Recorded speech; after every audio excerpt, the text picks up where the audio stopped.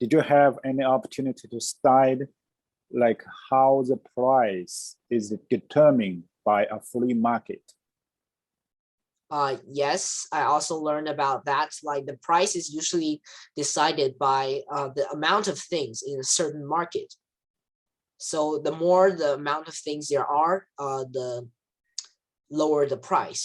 For Okay. example, um, now there's maybe a lot of coal in China because Hmm. we use coals a lot. So coal is cheaper in China than in other countries. Okay. Yeah. So the price is mainly determined by the supply and the demand.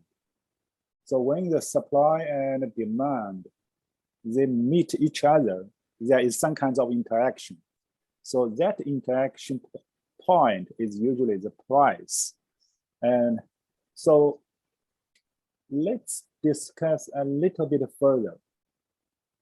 When we have, like for the example, like the coal, the demand is usually in the winter, the demand would increase a lot, since especially in the north part of China, we use a lot for providing heats for the families and also for some kinds of like other organization like hospitals, schools. So the demand is increasing. But if the supply is stable, I mean that the supply cannot increase dramatically in the short period. What would be the price going? Price will go down or go up Uh, in if the the winter?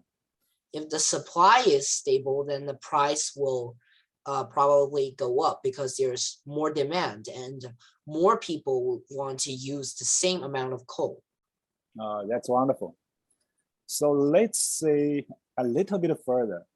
The government decided that the price cannot go up, even the demand is huge. What will happen?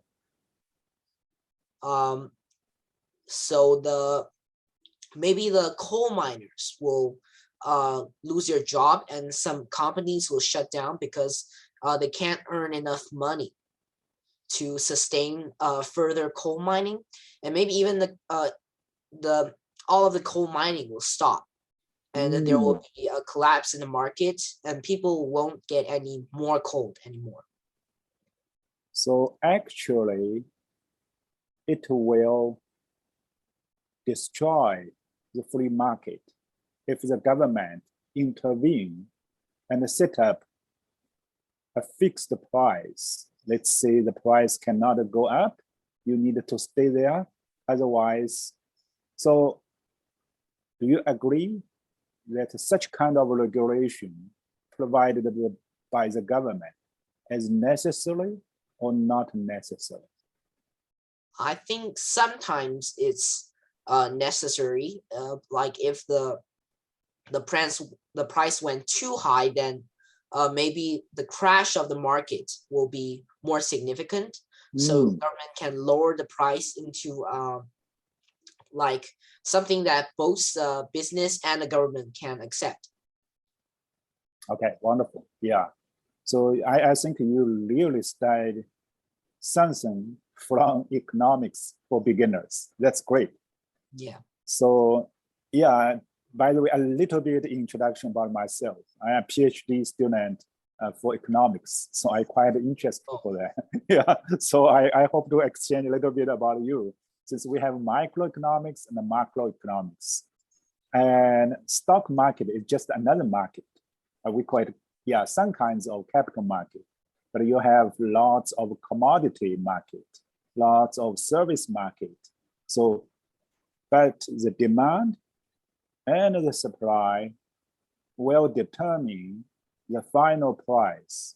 And once there is some kind of, we call it equivalent, then there will be no such kind of like disorders for the market. So that would be, the market would function quite well if we let each side to perform by themselves. But once the government want to step in, the government needs to be careful, since it's some kinds of other force besides the supply and the demand. So it's interesting. Let's ask you another question, which is about vaccine. You told me that you have got 2 shots, and we call it fully vaccine. But it is a very early stage of the COVID-19 pandemic. Like say in early 2020, there are limited number of vaccines available for people to get vaccinated.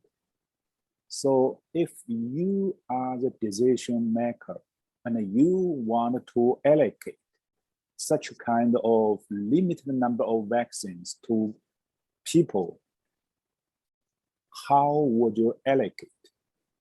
Who should be the priority to get a shot for the vaccine?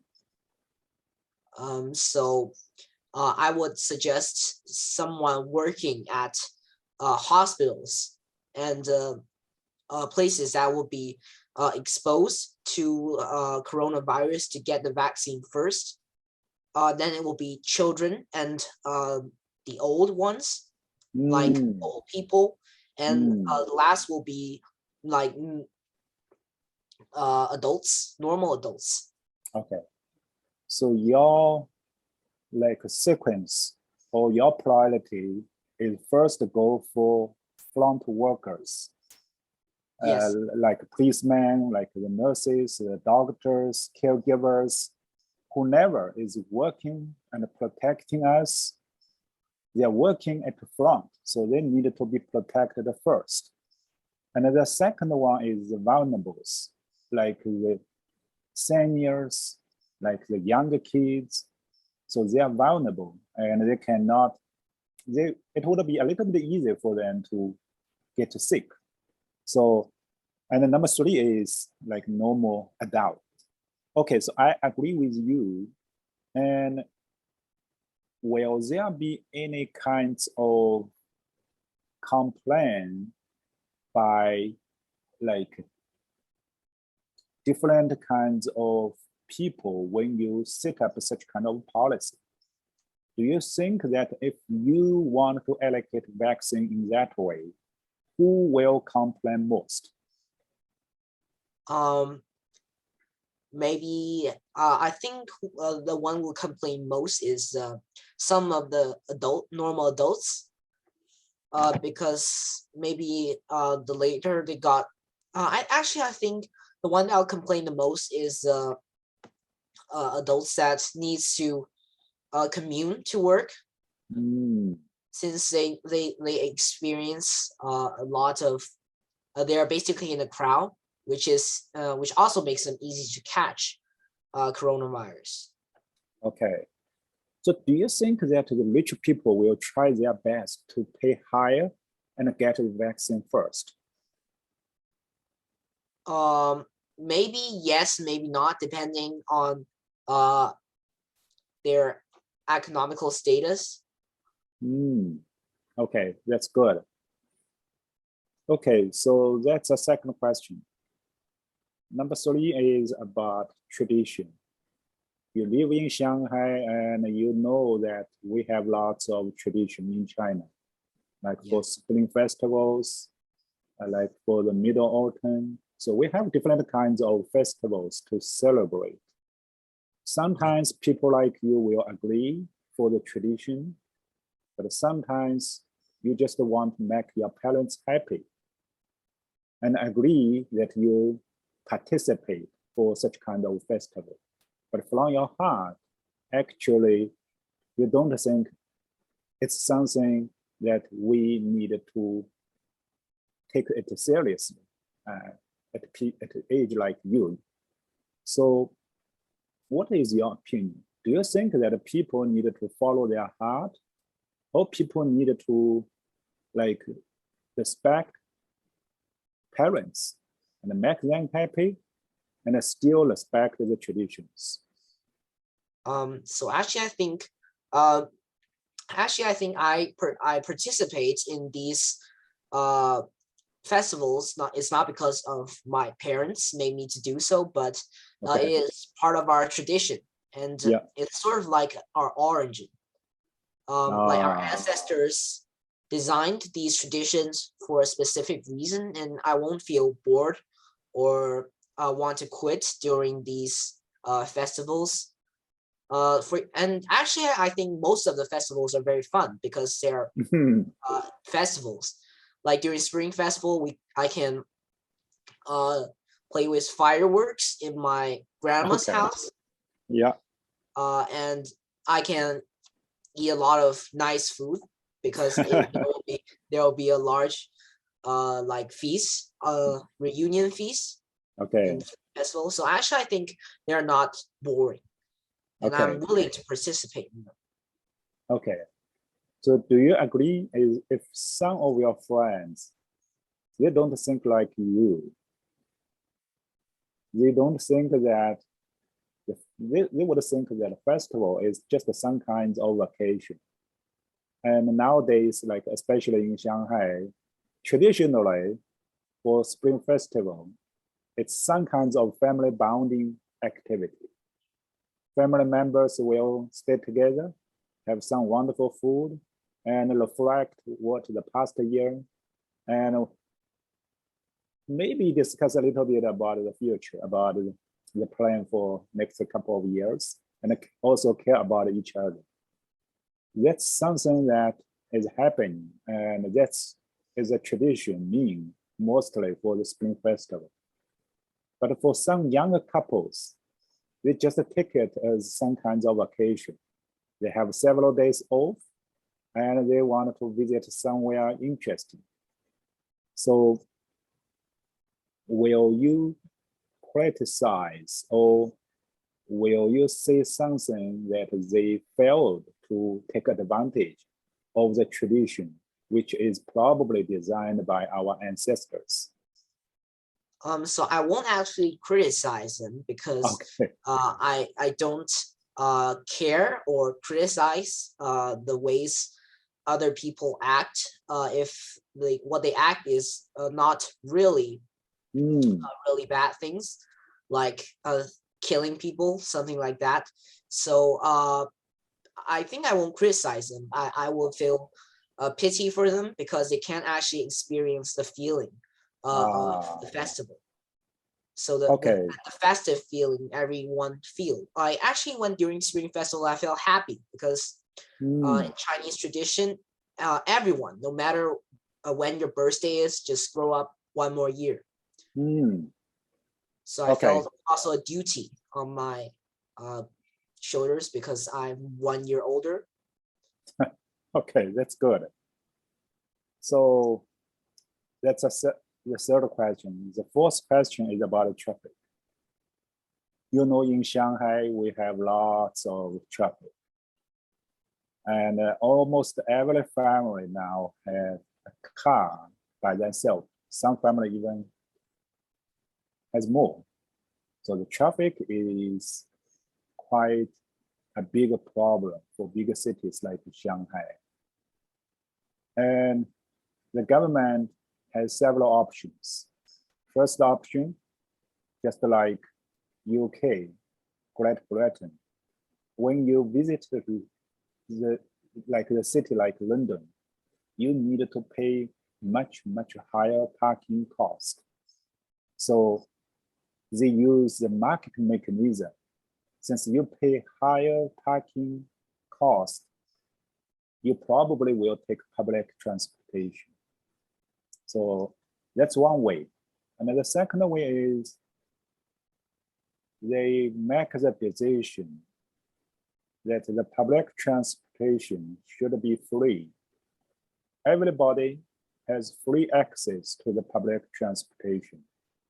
So if that is the scenario, I mean that the public transportation is free to access. Do you think there will be less traffic problem, or do you think that it will not change anything? So I think the first option is better because like I also studied a little psychology, and people always like people disliked loss more than they liked their gains. So Okay. making them pay more money like make them feel loss.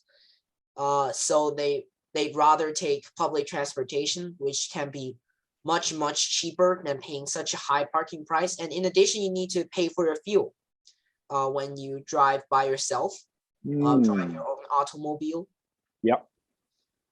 So they would think public transportation is much more cheap, and they will choose that option and desert the private.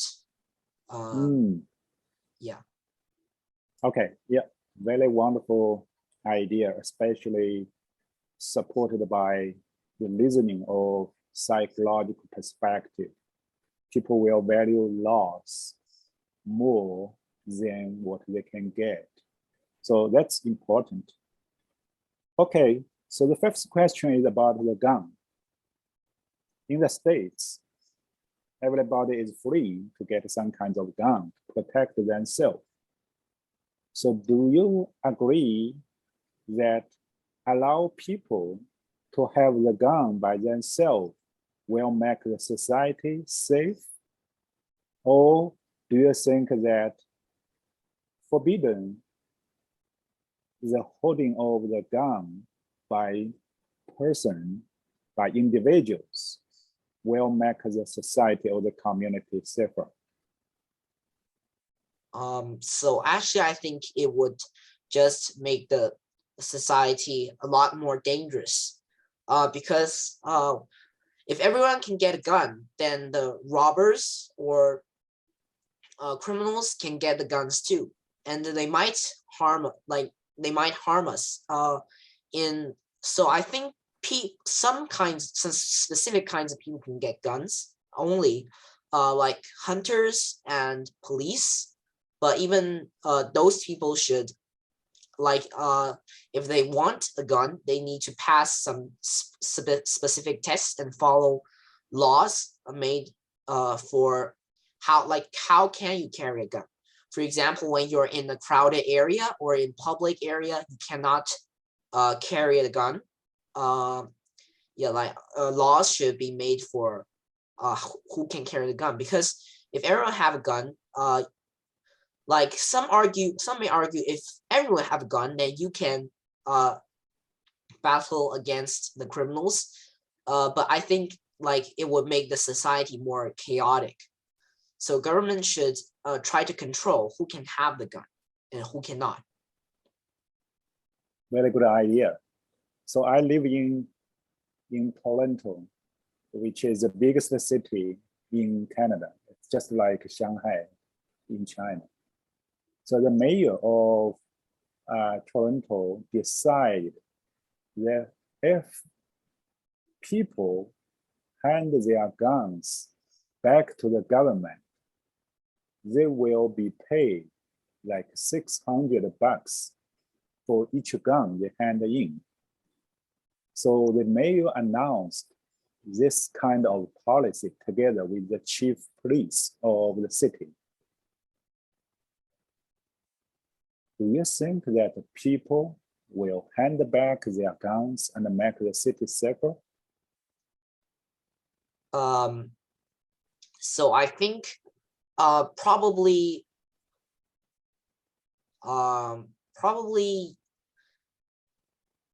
yes, because actually I think a gun, no matter what it is, except for like heavy guns, is worth less than $600. And sometimes like except for criminals, everyone won't like use the guns except for like you're hunting. I think most of us actually don't want to use a gun. Yeah, but are you interested in learning the final result? Yeah, actually I'm So it's actually a stupid policy. So the final result is if I have a broken gun, my option is try to sell back to the government and get back $600. If I have some broken guns. But if I have a gun and I want to do something bad, I will still keep the gun. Since it will be even difficult in the future to get the gun, since the government is promoting to get back the gun. So if you want to get another gun, it would be even difficult. So the people who want to do something bad, they will still keep the gun, whatever the price you want to offer. So that's the second result. So finally, the police station of the city got quite a lot of broken guns and paid a lot for such kind of getting back the guns. So it's interesting and lots of debate, like in our city, with the policy. So whenever you announce any kind of policy, it's a very, very challenging decision, since you need to learn different perspectives. So that's the reason that in Western countries, whenever the government want to publish any kinds of new policy, they need to have some process of hearing. They want to listen from different perspectives and ask the public to participate during that process. But it's just something, just some kind of example. They do have some good things, since there will be less guns. No matter how many guns you can take back, but you do collect back some guns. So if somebody who wants to do something bad, but he or she doesn't have a gun, it will make it difficult for them to get the guns, since the gun is less due to that policy. So so for public like policies, usually lots of debate, and I know that you are quite confident for debating and for public speaking, which is good. Okay, so I have some other question, which is not so controversial. One is, when you want to get a friend, what would you value most? I would value academics first, then maybe it's community service and other extracurriculums like debating and a little sport. Okay. And so maybe I'll evaluate academics first. So if you want to value something personally, I mean the personality of your friend, what kind of personalities you would value most? Oh, personality, like I will value most, like first is honesty. Then it may be an ability to keep yourself tidy and organized. And I think the least is your actual ability, like academic or other ability. Okay, that's good. So if your friend wants to introduce Diamond to me, what 3 words they will pick up to describe you? Actually, I don't know. Like I don't know how my friends will see me. Maybe they'll say he's good at English, because everyone says I'm good at English.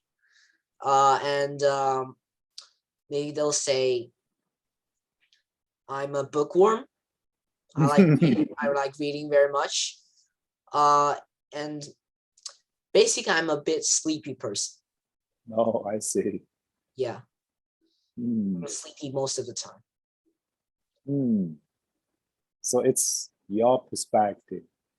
Did you have any opportunity to learn directly from your friends? I never asked them like what I'm like in their perspective, because it's like, yeah, it makes me a little embarrassed. Okay. Yeah. Okay. So tell me something about your family. I'm quite interested for how you can like you build your personality, about your language proficiency, about your openness, about your like response to my questions.